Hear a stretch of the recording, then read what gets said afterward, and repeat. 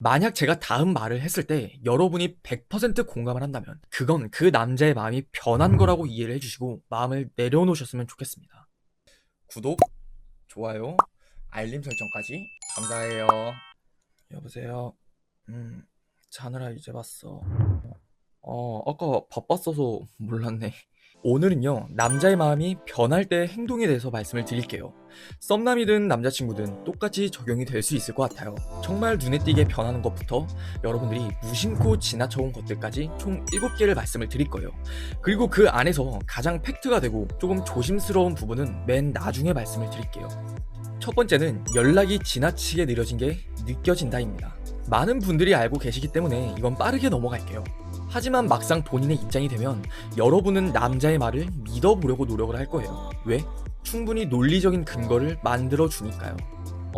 요즘 일이 바쁘네. 내가 신경 쓸 여유가 없어서 그래. 내가 마음 급한 거 너도 알잖아. 이렇게 아주 타당한 이유를 만들어내죠. 하지만 아래 몇 가지를 좀 더 점검해보면 정확한 답이 나올 수 있을 것 같아요. 두 번째, 우선순위가 눈에 띄게 밀려난다입니다. 연애 초기나 썸 초기에는 무슨 상황이 됐든 간에 여러분이 1순위라는 게 참 많이 느껴지셨을 거예요. 하지만 어느새 마음이 변하게 되면 여러분을 만나는 것보다 친구를 만나는 걸 더 중요시 여기게 되고 여러분의 관계보다 일을 더 중요시 여기게 되죠. 많은 여성분들은 이걸 직감적으로 알아채게 돼요. 그리고는 이렇게 말을 하죠.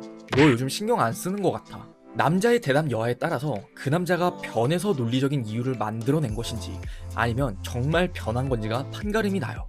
아니 어쩔 수 없는 상황 아니야? 이것도 중요한 약속이잖아. 이렇게 다시 상황을 설득시키려 하고 여러분을 이해시키려 바쁘다면 그 남자는 마음이 변한 게 맞는 거예요. 하지만 그 남자의 마음이 변하지 않았다면 많이 서운하지. 앞으로는 좀 더 신경 쓸게. 서운하게 해서 미안해. 이렇게 여러분의 마음을 공감하고 존중을 해줄 거예요. 그리고 세 번째, 물음표가 사라진다입니다.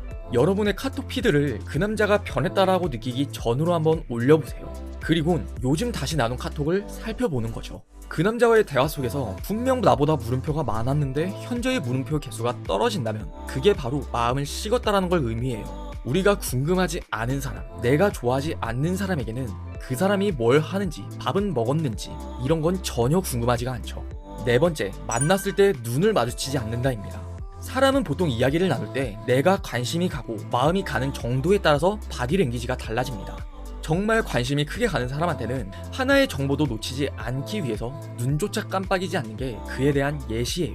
하지만 우리가 관심이 없는 상대라면 상대에 대한 정보를 차단하며 눈조차 마주치지 않죠.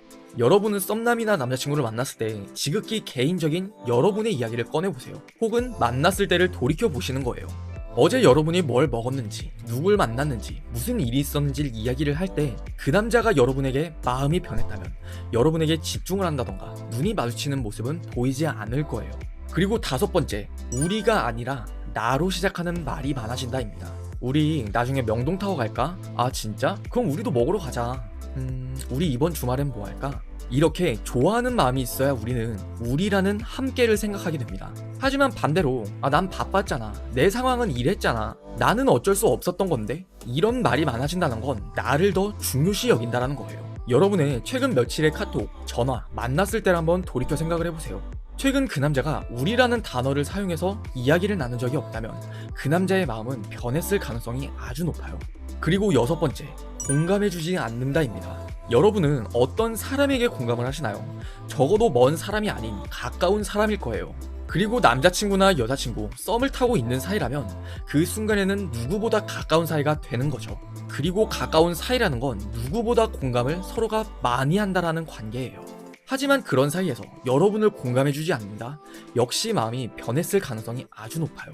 돌이켜서 생각을 해보세요. 여러분이 기분 좋은 일이 있어서 이야기를 할 때 내 즐거움을 공감해줬는지 아닌지, 서운한 일이 있어 말을 할 때 여러분을 이해했는지 아니면 핑계를 늘어놓기 바빴는지를요.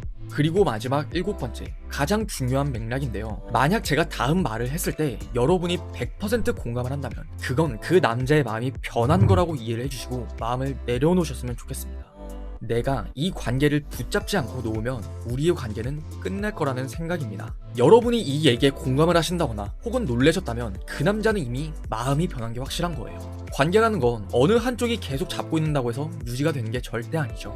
적어도 그 남자가 여러분에게 좋아하는 감정이 남아 있다면, 서로가 그 관계를 붙잡고 있는 거라면 여러분은 이런 생각까지 들진 않았을 거예요.